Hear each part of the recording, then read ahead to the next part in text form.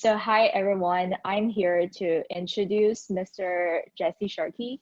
Um, Jesse Sharkey was appointed president of the 24,000 member Chicago Teachers Union in September 2018. He has been a member of the CTU since 1998. He served as CTU vice president from 2010 until 2018, during which time he played a key role in 2 rounds of contract negotiations. The merger between the CTU and the Chicago Alliance of Charter Teachers and Staff and the union's historical 2012 strike. He was on the front lines of fight against school closings in 2013 and the ongoing campaign for revenue for the schools Chicago students deserve. Prior to being elected to CTU leadership in 2010, Jesse taught social studies in Chicago public schools for 12 years. Jesse represents the CTU on the American Federation of Teachers Executive Council and sits on the AFT Executive Board. So welcome, Jesse. It's so nice seeing you here today. So without further ado, I will just jump straight to the first question. Would you briefly introduce CTU to our audience and tell us how does CTU fit into the larger social justice organizing scene in Chicago? Sure. Well, first of all, Yuan, thank you. It's good to meet you over the internet. And I would just say that for people who are new to Chicago and trying to understand the city, I think it's really important to understand that Chicago was a place that is known for having really vital and spirited social movements.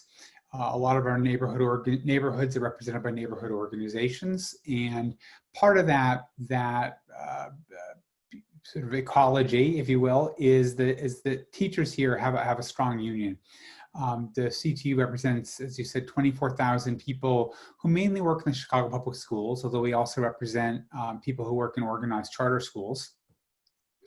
And that is everything from classroom teachers to clinicians that do, psychologists, nurses, what have you, and then also the paraprofessionals or the, school clerks, other education support personnel. So that's important because public education has been a really contested space in this city. It's been a place where there are a lot of political battles. Starting in the late 90s, a whole series of attempts to reform the schools. People are calling Chicago schools the worst schools in the country. Always talked about the Chicago public schools in very racially coded terms. Where there's sort of a pathology made of poor Black students. It's always been a overwhelmingly Black and Latinx student body. I think currently about 90% of the students, maybe high 80s, are Black and Latino. And so that, all those things meant that our union has been in the middle of a bunch of fights about the nature of public education, the number of resources that go into schools. And the other thing I would just say is that the leadership that I'm part of came out of social movements ourselves. A lot of us were activists in the schools as rank and file teachers, had close working relationships with community organizations, really believed in rank and file democracy. It's always been very important for us that we represent kind of a movement in our outlook. And so when we took office in 2010, it forged a close set of relationships between us and that broader set of organizations and that broader movement. So that's sort of I think that's getting at your question, which is that we very much don't see public education as something which just happens on an island. It's not like you close the door of your classroom and that's the important thing about school. School is an important institution for working class communities across the city, and we very much aim to be part of a movement to advocate for high quality public schools, for the schools our students deserve. So going off with the role of public education that you have been talking, what roles do you envision CPS playing in our society, particularly in Chicago? Like, what is special about public schools in Chicago? Mm-hmm. Well, I mean, it's a really critical institution for a number of reasons. One that people don't think about, but is really true, is that schools are a nexus of resources, stability. It's a place where a lot of people get together and they form the heart of neighborhoods and the heart of communities for that reason. Schools deliver social services. They're a place where we can pay attention to how communities are doing, where we can both make connections to children, but also to their parents and the broader community. And then, of course, really at the heart of it is the idea that students are going to school to get skills that they need to succeed in life. And, I mean, I think that the Chicago Public Schools, at its best, should really be an institution that can unlock the human potential of the next generation of Chicagoans. That can teach students how to become more self-realized, how to become effective in whatever endeavors they choose to pursue, become well-educated, develop the habits of citizenship, and the kind of the character they need to make our society stronger. So those things are really critical. And then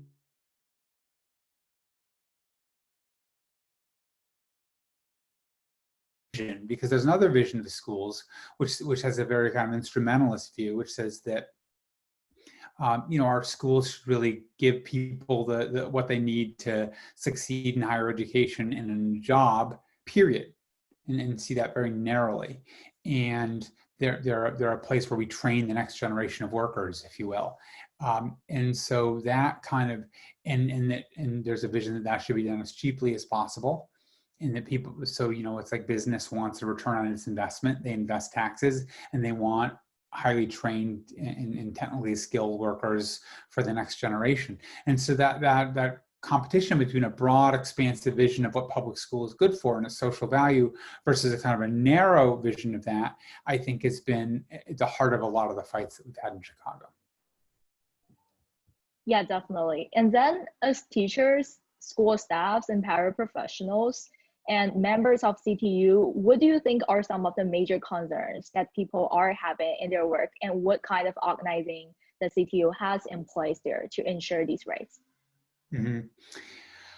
I think that if you take the thing that I said just before and you sort of think about how that's played out in the city over the last couple of decades, we've dealt with Chicago as this transition from being a city which has a largely manufacturing and transportation base into a city where finance, legal services, media services, et cetera, have become more important. And Chicago is a booming tech sector now, for example. And what it's meant is that the way that the schools are invested in has shifted. The demands have increased, and at the same time, there was a real crisis in the schools at a certain point about how the city was going to respond. And so teachers wind up having concerns about whether or not we're going to have real support for our schools. There was a plan to, for example, turn around schools. People, the city fathers became really obsessed with the idea of school performance as measured by test scores. And so there were a whole succession of plans to improve school performance, a lot of which were very punitive. So plans to fire all the adults in the school, bring in a new set of people that turn the schools around. Plans to close massive numbers of schools, especially on the south and west sides, which is, sort of the heart of the Black population in the city of Chicago, were devastated by those kind of closings. Series of plans to undermine teacher tenure and to try to make, employment in the schools less secure, and therefore try to get teachers to work harder and move test scores up. And so it's wound up being very contested. And so people have a lot of concerns then about whether the schools are still going to be there, whether they as teachers who worked very hard, a lot of times have chosen to work in our city schools, are still going to be part of that community. I don't know if that gets at your question, but those are, I think, are the kind of concerns we've got. Can you speak more to that, the inequality between neighborhoods in Chicago? How does that play into the public school education? How does it affect maybe like minority students in Chicago? Yeah, that's a good question. Chicago is a very segregated city, and you really cannot understand the way schooling works in the city without understanding that. And so, geographically, parts of the south side and parts of the west side have incredibly high concentrations of poverty, are very segregated racially, and the prospects for kids who grow up facing that set of adversity are difficult.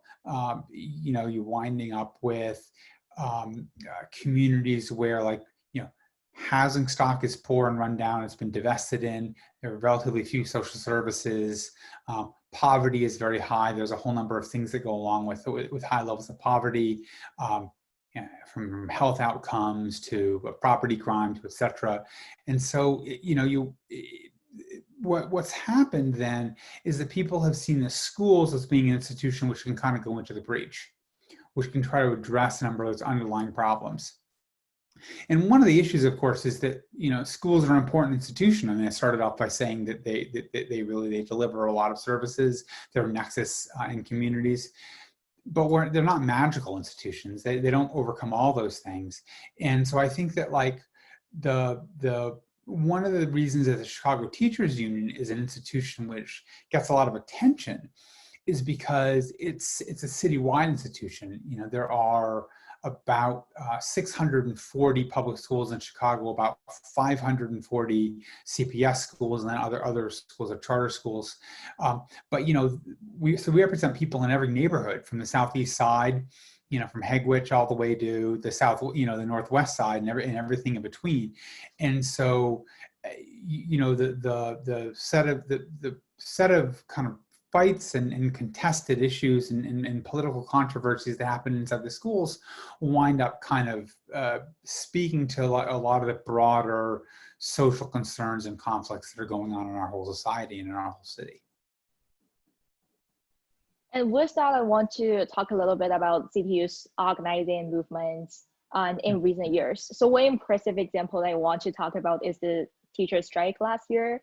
It was definitely a huge success as members won the raises and benefits they demanded on the bargaining table, right? Would you speak more to that, including how and why did you turn to the picket line after all those months of negotiation, and what does the strike mean to CTU and you?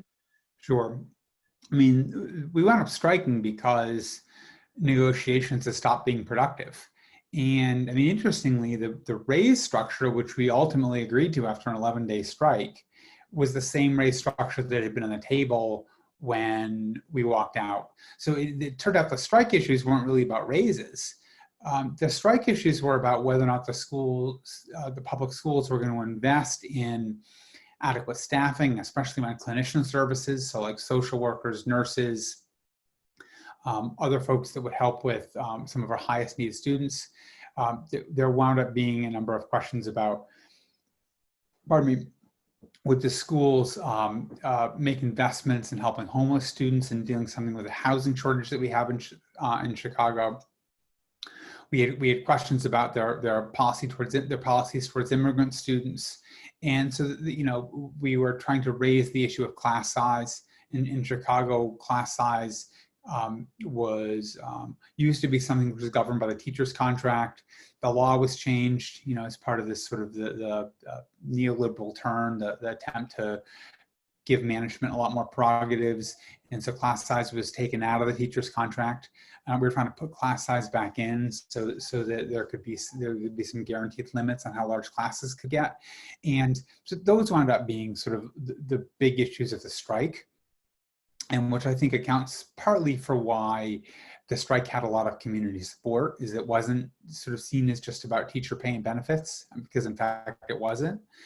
And the other thing that I'll say is that one of the features of having a union which identifies with social movements is that people, I mean, I had an interesting experience, which is that I gave I didn't give anything. I went to an event which AAAJ, Asian Americans Advancing Justice, which is a great youth chapter in Chicago, that they were doing. They were having an art opening, and there was a bunch of actually strike art from students had made during the period of the strike.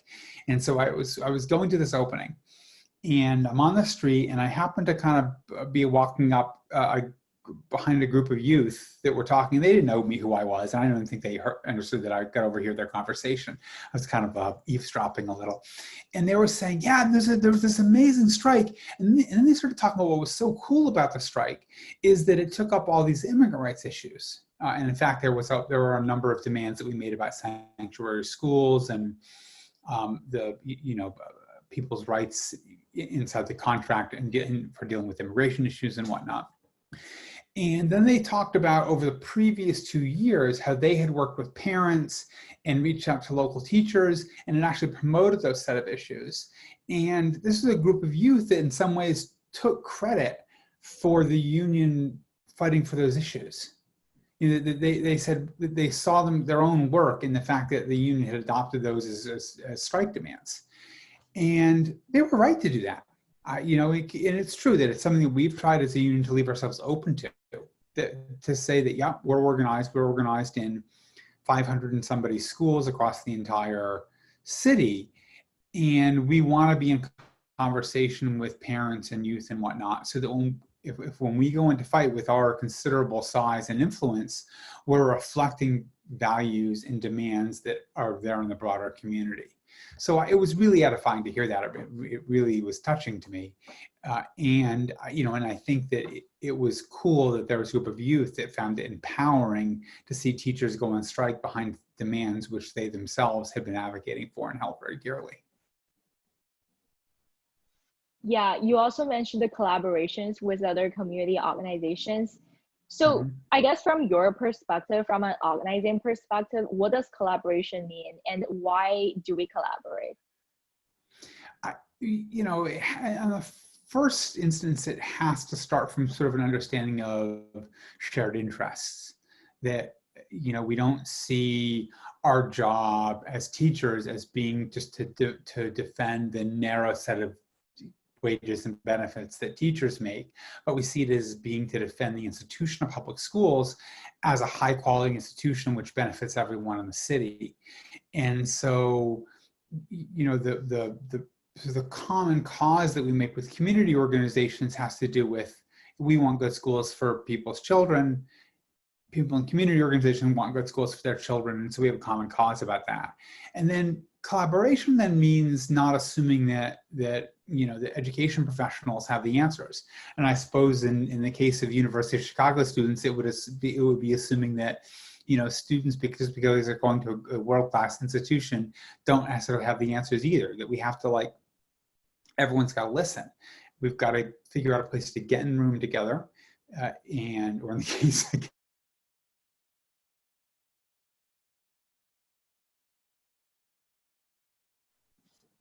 did I just cut out? Looks like maybe I just cut out. Yeah, we might have cut off a little bit, maybe like one sentence or two sentences, but that's fine. No, I was just saying that it's important to kind of be in the room together, to be in a position where then you can have a conversation and listen to each other. We would literally just have meetings with community groups and say, there's a contract coming up. What are the issues that you care most about in schools? And try to listen to that and try to make sure that what people were saying then was reflected in the conversation that we were having with our members and in the demands that we made. And I know that's a little harder in a pandemic. So maybe you're not in a room together, maybe you're on a Zoom call together, but that's that basic, you've got to be able to relate, talk to each other, listen, and be open to influence. That's sort of the heart of it. Yeah, now that we mentioned the pandemic, let's just get a little bit into how do you think the pandemic is affecting the CTU organizing and the public education CPS in general, and what resources have you put in place to support the members and the community? I mean, one of the things, I guess the first thing I'd say about the pandemic is that it, I think, really revealed in very stark relief a lot of the underlying social crisis that was part of this country already. Where pandemic comes, millions of people, who had contingent and insecure work to begin with are laid off work altogether. Tens of millions of people lose their health insurance. It was already a problem, and it's even more of a problem now. It was a pandemic that, in area after area, made it clear there's some deep problems in American society.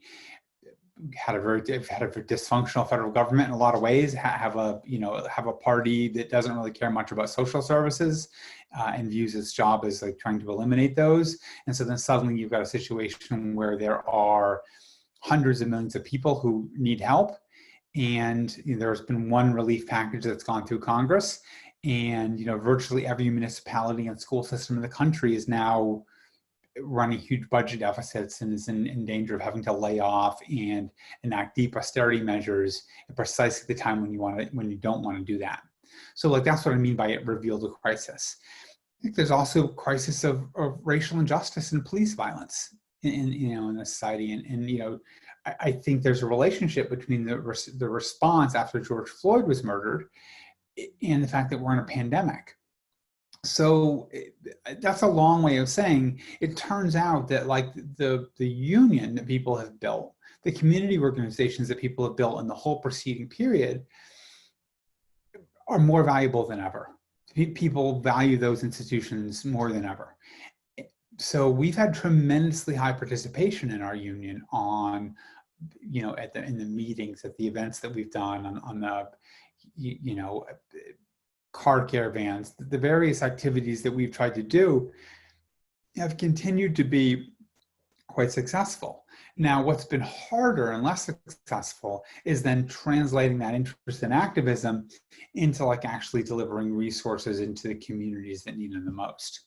I mean, I think that the city has had a fairly humane response, but just think about the issue. Okay, we're going to go to remote school. Pandemic calls for remote school. Well, the pandemic, it shed a light on what's already been there, but there's a digital divide.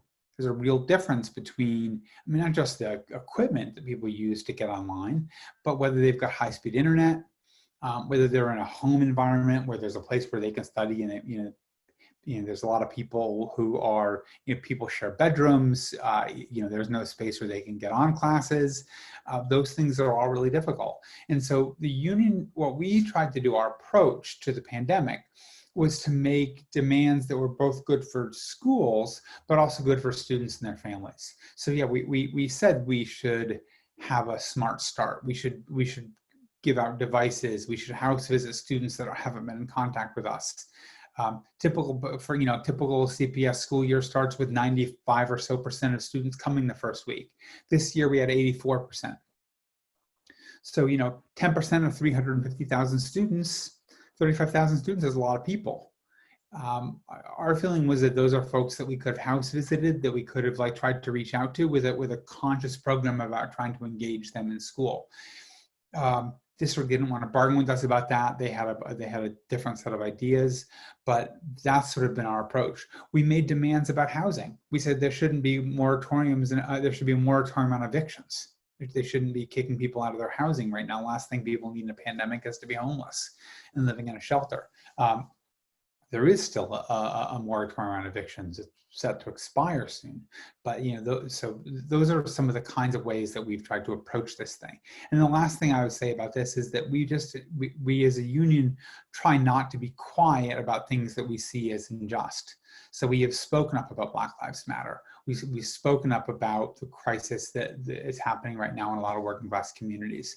And that's not always easy. It's a very polarized national political climate. We've got a bunch of people who don't necessarily agree with that set of ideas. A lot of people agree with it as a practical matter. Yeah, my job as a teacher would be easier if my students had a place to live. But if you are a Trump supporter, and there are some, not a lot, but there are some in the Chicago public, teachers in Chicago public schools, and you hear the union saying Black Lives Matter, then you're more inclined right now to have a very kind of polarized and angry response to that. So I view that as a reflection of what's going on politically in the country, but it's not something that I'm inclined to shy away from. I think you just kind of got to call it like it is right now, and let the chips fall where they may. Actually, going off with all the Black Lives Matter movements that we have been seeing and everything that's going on in the country, I'm curious about the issue of police-free schools, like the relationship with Cops Out, CPS, all those campaigns. What steps have CTU been taking on that defund and disinvest police force platform, and why is that necessary, do you think? This is an issue that CTU has been interested in and involved in for quite a number of years, and it's worth, I think, to think a little bit about the origin of it. And in a way, it started out among a number of teachers that I know about the way we've related to the issue, is just being very conscious of the fact that there was a pipeline. I mean, people refer to it as a pipeline, but it was a set of policies in place that made it much easier for a student to go from a Chicago public school to a jail and then to prison than it did to make it for them to go to successfully complete school and go to university. And so we started talking about the school to prison pipeline. And, this is right when we first came in office, there were a lot of people, I think, beginning to talk about that. And, it was a response in some ways to the zero tolerance discipline policies that were then at that point were being enacted in a number of our schools. So, you'd see it had a bunch of really, nonsensical elements, like where you suspend a kid, you say you can't come to school for the misbehavior of cutting class. So someone doesn't come to class and you punish them by saying you can't come to class. It doesn't really make a lot of sense, right? Or you would impose adult criminal penalties on Black or Latinx youth who are doing youth-like things. I mean, I'm a high school teacher by training in my profession, and you hang out with teenagers enough, and teenagers get passionate and have a lot of pride, and their social standing is important, and so they argue and they talk back to adults. That's age appropriate. Sometimes they fight. None of those things are great behaviors. I mean, I'm not like advocating that be okay, but the idea that we would then sort of make a pathology out of that and say there's something wrong with this person as a person, to the extent that they need to be like taken out of school, put on track to becoming a criminal, right? Given a criminal record because they did things that teenagers have been doing ever since there have been teenagers. It doesn't make any sense at all. And that was creating a very profound and harmful social situation in our entire society, in our schools, in our community, and then in all the communities across the country, which was that we had way more young Black men going to prison than we had going to college. And so, we were really advocating early on for there to be a different way of doing discipline among students, that we should have a restorative justice model, that we should, if there was a conflict between students, that you had to be able to have counseling and the ability of students to have a space to talk and listen to each other. And if someone had done harm to someone else, to try to address and redress the harm. And we're thinking about how you could do talking circles and peace circles, and how you could have adults that would train with a different way of addressing student behavior than punishment. And so then the next thing became, we became aware that there was a $30 million a year contract with the Chicago Police Department to station police in the schools. And so, as early as sort of the run up to this last contract, we actually put forward contract demands, which talked about, schools should have the ability to decide if they want the resources going to the police or the resources going to counselors. Right. And we were holding up research that said, counselors or youth intervention specialists or other kinds of people would be way more appropriate as a way to address, issues that youth have than armed, uniformed agents of the state, which is what police are. So that's kind of the way the CTU came to this position. And I think that it's been really interesting to see how that's been lifted up and how that's become really popularized by these inspiring movements, in which all the credit there really goes to the youth yourselves, the youth themselves. That is, the movements around the movement for Black Lives, the abolition movements. I mean, they've been really inspiring to see, because it just represents to me young people finding their voice and advocating in a way that the entire society's had to listen to. Yeah, that's definitely very inspiring. So Going off with what you have mentioned in your answer to the previous question, when we were talking about the pandemic. So I know that CTU has also done a lot to fight for full remote learning model in CTS, and you kind of touched upon that.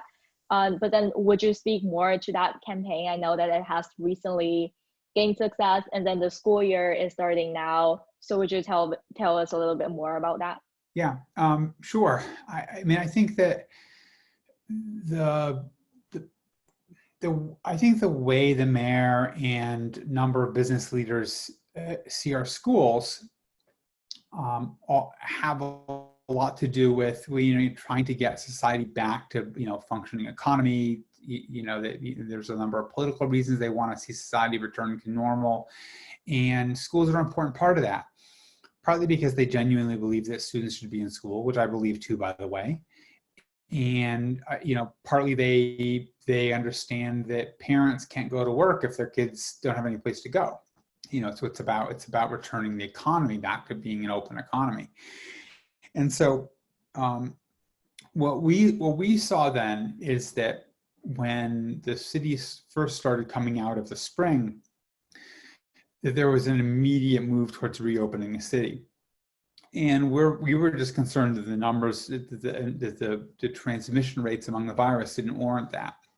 And in particular, if you looked at the communities that are hit the hardest, I mean, there's about 10 zip codes in the city, predominantly on the southwest side, southeast side, but the places in the neighborhood that were largely Latinx or Black neighborhoods, where the infection rates were still very high, the transmission rates, positivity rates, and also that people really had been hit the hardest. These are people who had the poorest health to begin with, where people tended to live close together, in crowded housing, and really those neighborhoods have been hammered by COVID-19. And so, it was became obvious to us that we needed, that if we were going to have if the schools were going to go open it wasn't going to be safe. And then if we were going to have a safe way of doing school, which we thought was remote school, an organization like the CTU was going to have to advocate for it. And, so really through the month of July, the mayor was saying we're going back, and we were saying we don't think we should go back. It wound up being that right before the city actually announced their decision to go back with remote school instead of in-person school, the CTU announced that we would take a strike authorization vote and look to strike against in-person school if the positivity rates were still too high. And then that's shortly after that the decision came out that they weren't going to do that. And the mayor said, no, it had nothing to do with the CTU. It wasn't because of you guys. And in a way, she was right. In a way, I'm sure the critical consideration was public opinion. Something like 80% of Black Latinx parents were saying no, they weren't going to send their kids back in person. But what the mayor left out is that her and her administration had spent the previous month on a full court press, all-out public relations campaign to convince the public it was safe to go back. And the one organization of any real size and social weight, the one citywide organization that was making the other case, that was saying, no, it's not safe to go back, was the CTU. So, and I know there were a lot of other factors and a lot of other organizations that were also involved in that. I think the fact that there was a spike across whole southern United States and California has something to do with it too. But at the end of the day, that was something where we really had to campaign, where we had to speak out in public, where we had to do car caravans and marches. And, the fact that we're doing remote school right now, I do think is largely because of the advocacy of regular people in the city. In a lot of the campaigns that you were talking about, both for this one and then for the Black Lives Matter platform, you talked a lot about involving the public opinion and reflecting what people are thinking in the community. So how do you, work with the students and parents to make sure that your platforms reflect their opinion, and then with that to move on to organizing? I mean, partly I think we try to proceed from our shared common vision, which, is something that we've developed over a long time. And, I certainly think that you then also have to be in space together. You just have to have a lot of chances to have conversations. It's not like we proceed by polling. Like, what does the community want? You poll all the communities, and we don't. We're not a we're not an elected official where we're running opinion polls or focus groups constantly. The opinion polls and focus groups that we're involved in have to do with having relationships with people and being in spaces and meetings and movements together. So for you personally, what do you think is your greatest takeaway from 20 years in CTU on being a member, being a teacher? Do you feel that you have made a progress that you hope to see when you started? And then what are some things that you hope to see, I guess, in the future as you coming forward? I mean, I think personally, the greatest takeaway from all this it's been really inspiring to be part of something that's so much bigger than myself. As part of a group of people who, when I was a rank and file teacher, had a vision that our union should put forward values about public schools and the public interest, and that we should view we should be part of the labor movement to be more like a movement and less like a bureaucracy. And we wanted our union to be a more democratic place, and a place that we fought and took some risks. And we were lucky enough to have a bunch of us that wanted to do that. And we won an election, and we've been lucky enough to be involved in some struggles that have been somewhat successful. I wouldn't say that we've won everything that we fought around, and we certainly, there's a lot of things that we still need to improve. But it really is inspiring and deeply edifying to see that you're part of a movement society that's much bigger and broader than yourself, and that continues to be really like I don't know what the right word is, affirming. Yeah, I'm sure it is. So one last question I want to ask, and I believe that matters a lot to our audience, who most of them are coming to Chicago for the first time and gonna live here for the other 4 years of their life. So what is a piece of advice that you can give for someone to engage in the kind of work that you are doing? Well, let me say a couple things. Number one, Chicago is a city of great neighborhoods, and if you're coming to Chicago to be a student, that's great. It's an exciting place to be a student. Get off campus though.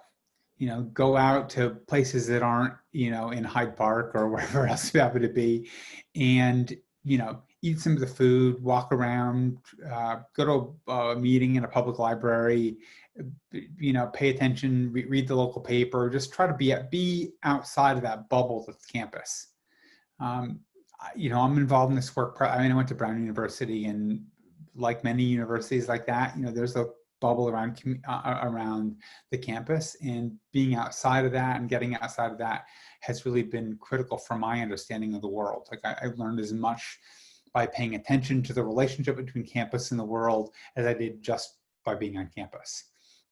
So that's one thing. And the second thing I would say is that there's a really important value in being young and having ideals about the way our society should be better.